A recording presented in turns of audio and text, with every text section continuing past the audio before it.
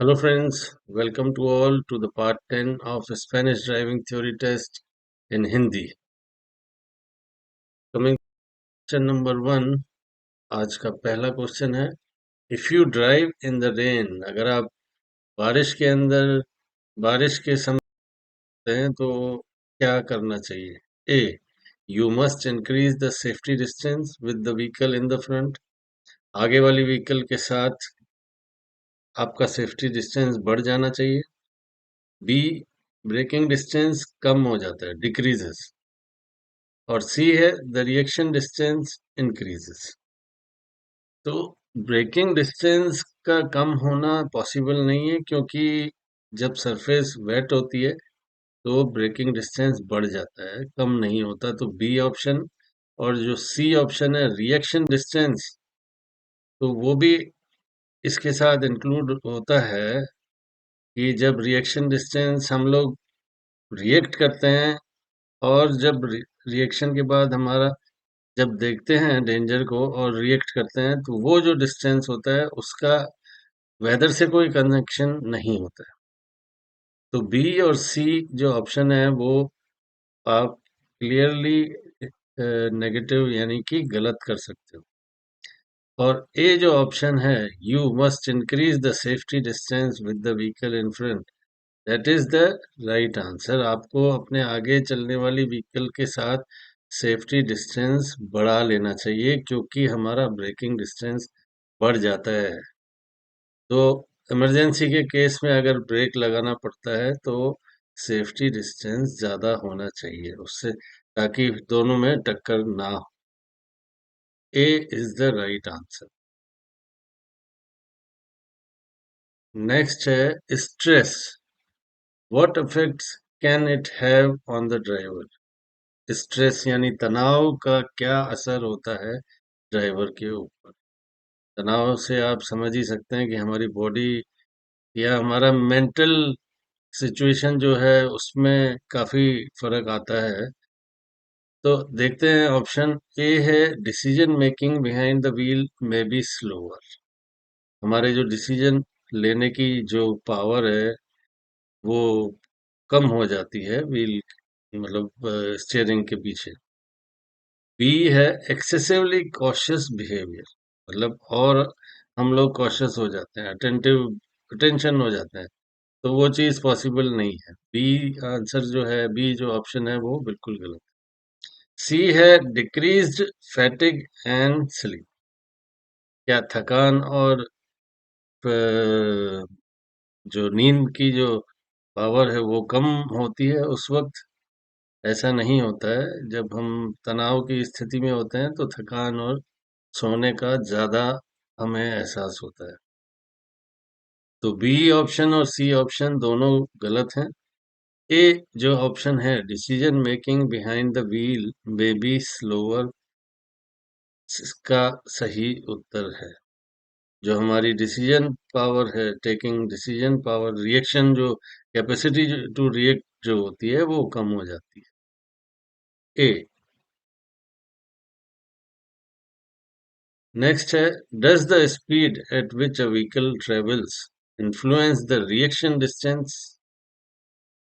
अब यहाँ पे आपको थोड़ी सी चीज समझनी पड़ेगी। रिएक्शन डिस्टेंस मैंने आपको बताया था कि जब हम देखते हैं डेंजर को और रिएक्ट करते हैं उस दौरान जो टाइम निकलता है उसको बोलते हैं रिएक्शन टाइम, और जो डिस्टेंस व्हीकल ट्रेवल करती है उसको बोलते हैं reaction distance.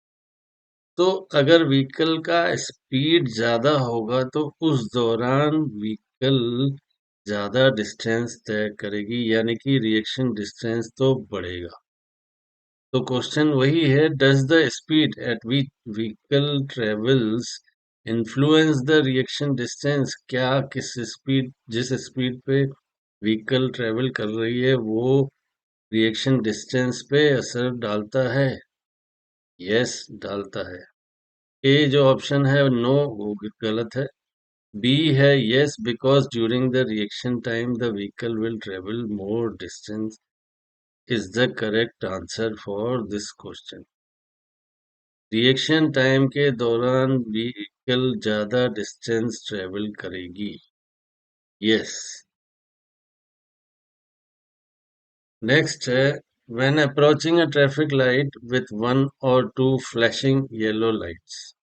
Flashing yellow light जैसे कि आप देख रहे हैं, स्टडी लाइट नहीं है येलो, फ्लैशिंग है, जल रही है, बुझ रही है, इसे फ्लैशिंग येलो लाइट्स बोलते हैं, या कुछ भी हो सकती है पर फ्लैशिंग बोलते हैं। व्हाट शुड यू डू, ऐसे वक्त पे हमें क्या करना चाहिए? ए है पास विद कॉशन, बी है use extreme caution and if necessary give way, और सी है stop under the same condition as if it were a fixed red light.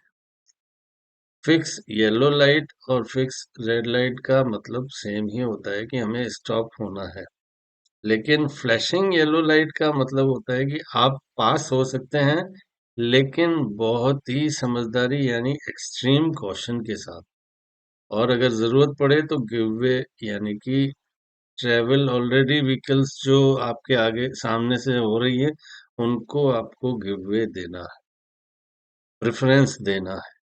तो जो बी ऑप्शन है, use extreme caution and if necessary give way, is the correct answer for this question. Next है, the stopping distance is the distance the vehicle travels. अब यहाँ पे आपको stopping distance के बारे में पूछा जा रहा है। हमने अपने लास्ट एपिसोड में रिएक्शन टाइम, रिएक्शन डिस्टेंस और ब्रेकिंग डिस्टेंस के बारे में पढ़ा था। तो अब स्टॉपिंग डिस्टेंस क्या होता है वो देखते हैं। ए ऑप्शन है, from when the driver perceives a danger until the vehicle stops. जब से ड्राइवर डेंजर को देखता है और जब व्हीकल पूरी तरह से स्टॉप हो जाता है। बी है, from when the driver brake until the vehicle stop. जहां से हमने रिएक्ट किया यानी ब्रेक लगाया तब से लेके व्हीकल कंप्लीटली स्टॉप होता है, तो वो ब्रेकिंग डिस्टेंस माना जाता है। या सी है, during the time that passes from the moment the driver reacts until he presses the brake pedal। चलिए देखते हैं स्टॉपिंग डिस्टेंस होता क्या है। यहाँ पे आपका व्हीकल खड़ा है, अब इस पोजीशन पे आपने डेंजर को देखा, एग्जैक्टली दिस पोजीशन, राइट।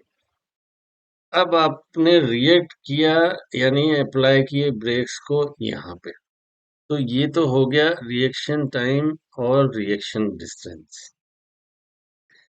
और ब्रेक लगाने के बाद व्हीकल कहाँ पे जाके रुका, यहाँ पे जाके रुका, ये हो गया ब्रेकिंग डिस्टेंस। तो दोनों को जो मिलाया हमने वो हुआ combination of reaction distance and braking distance. ये जो कॉम्बिनेशन है ब्रेकिंग डिस्टेंस और रिएक्शन डिस्टेंस का, वो बोलते हैं, उसको टोटल बोलते हैं स्टॉपिंग डिस्टेंस।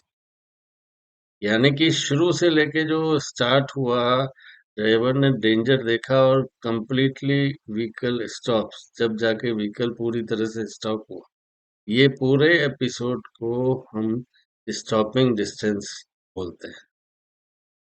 तो यानी ऑप्शन ए जो है, from when the driver perceive, driver ने डेंजर को देखा अंटिल द व्हीकल स्टॉप्स, इस ऑप्शन को सही उत्तर माना गया है, यही इसका सही उत्तर है।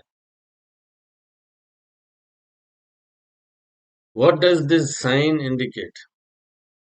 प्रोहिबिशन का साइन है और अंदर स्पीड लिमिट है 100 किलोमीटर पर आवर, यानी कि आप इस स्पीड से ऊपर गाड़ी नहीं चला सकते।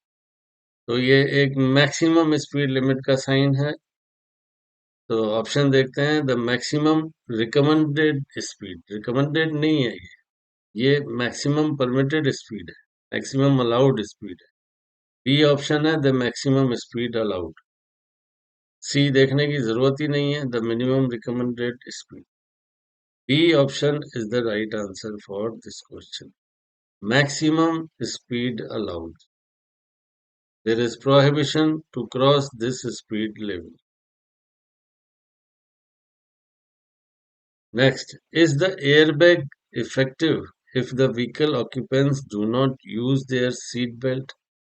क्या व्हीकल का एयरबैग जो स्टीयरिंग में या साइड में या पीछे की तरफ से भी लगा हुआ रहता है, क्या उसका इफेक्ट इतना रहता है कि अगर व्हीकल के ऑक्यूपेंट्स सीट बेल्ट ना पहने तो?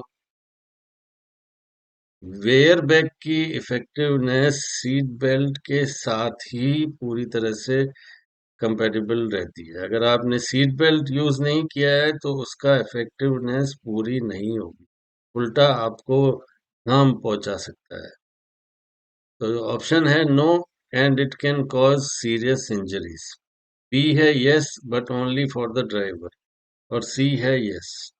तो इसका जो करेक्ट आंसर है वो है no and it can cause serious injuries. जैसे आपको मैंने बताया कि अगर सीट बेल्ट नहीं पहनी हुई है तो ये आपको नुकसान भी पहुंचा सकता है। तो इसकी जो कंपैटिबिलिटी है वो सीट बेल्ट के साथ ही होती है, इफेक्टिवनेस। नेक्स्ट है, where should a passenger car with a light trailer measures less than 7 meters travel? आप पिक्चर में देख रहे हैं, लेफ्ट लेन में मैक्सिमम स्पीड दी हुई है 100 किलोमीटर, मिडिल लेन में 100 किलोमीटर और राइट लेन में 80 किलोमीटर मैक्सिमम। ये मैक्सिमम स्पीड लिमिट के साइन है। अब यहाँ हमसे पूछा गया है कि car with a light trailer जिसकी लंबाई 7 मीटर से कम है कहाँ पे ट्रेवल करेगी? तो ऑप्शन देखते हैं, in either of the two lens on the left as this is the maximum speed at which it can travel. दूसरा है, be in the right lane although it can travel in any of the three. सी है in the right lane as this is the only one allowed for trailers. Trailers जो सात और with car with trailer लेकिन less than 7 metre, यानी उसकी लंबाई 7 metre से कम है तो उनको परमिशन तो है दूसरी लेन यूज करने की, यानी कि लेफ्ट वाली, और उसके बाद फर्दर मोस्ट थर्ड वन भी लेन यूज करने की परमिशन है। लेकिन एज पर रूल उनको राइट लेन में ही चलना है, क्योंकि उनकी स्पीड जो है कम होती है, इसलिए फर्स्ट उनको 80 किलोमीटर वाली लेन, यानी in the right lane although it can travel in any of the three, वो यूज कर सकते हैं। तो बी जो ऑप्शन है, in the right lane although it can travel in any of the three, it is not prohibited for those whose measure is less than 7 meter of the length. This panel should be placed. ये panel जो red और white पट्टियां हैं आपको दिख रहा है, कहाँ पे लगाया जा सकता है, ये कहाँ लगाया जाता है? तो ऑप्शन है, only in the rear of vehicle intended exclusively for the transport of goods. B है at the rear of cargo that protrude from any vehicle, जो यानी कि जो सामान गाड़ी में लेके जाया जा रहा है वो पीछे से बाहर अगर निकल रहा है, protrude from the vehicle, except those with the width of less than 1 meter. और सी है, on the front and rear on vehicles intended exclusively for the transport of goods. आगे पीछे दोनों साइड, और जो व्हीकल जो सिर्फ गुड्स ट्रांसपोर्ट के लिए बने हुए होते हैं उनके लिए। ये जो पैनल है ये रियर में लगाया जाता है। इस तरह से आप देख सकते हैं कि जो लोड ट्रांसपोर्ट किया जा रहा है वो पीछे से प्रोट्रूड, यानी कि बाहर निकल रहा है, तो उसको इंडिकेट करने के लिए ये पैनल लगाया जाता है कि ताकि पीछे वाले को दिखे कि लोड जो है वो कार्गो जो है बाहर निकला हुआ है। ये फ्रंट में नहीं लगता है ये पैनल, ये सिर्फ पीछे की तरफ ही लगता है। तो at the rear of cargo that protrude from any vehicle except those with the width of less than 1 meter, जिनकी विड्थ 1 मीटर से कम होती है उनको ये लगाने की जरूरत नहीं है। जैसे मोटरसाइकिल है, उसके पीछे से अगर कोई बाहर निकलता है तो उसको ये लगाने की जरूरत नहीं होती है। लेकिन उनके लिए कुछ लिमिटेशंस भी होती हैं कि कुछ सेंटीमीटर से ज्यादा वो पीछे या साइड से बाहर नहीं निकाल सकते। But remember, at the rear of cargo that protrude from any vehicle except those with the width of less than 1 meter. Next है, at an intersection there are no preference signs. Should you yield to a tram?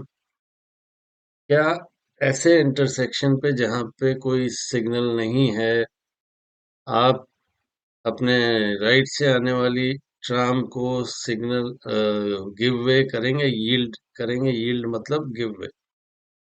तो answer A है no और B है yes.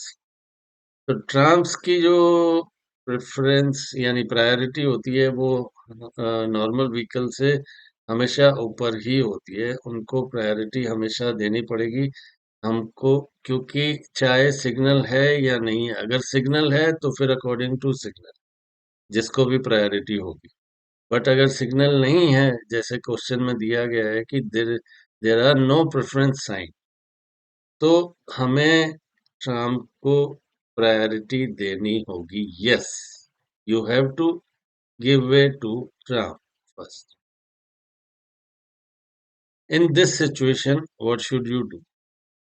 अब आप traffic officer को देख रहे हैं, वर्टिकली आर्म जो है रेज्ड है, सीधा हाथ ऊपर किया हुआ है। तो इसका, इस सिग्नल का क्या मतलब होता है?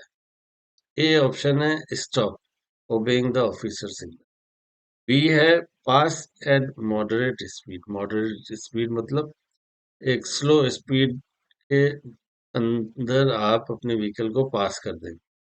या सी है only stop if there is also stop sign. तो अगर स्टॉप साइन है और फिर आप स्टॉप करेंगे? नहीं, ट्रैफिक ऑफिसर जो है वो सबसे हायर अथॉरिटी है, उसके सिग्नल्स को मानना है हमारी ड्यूटी।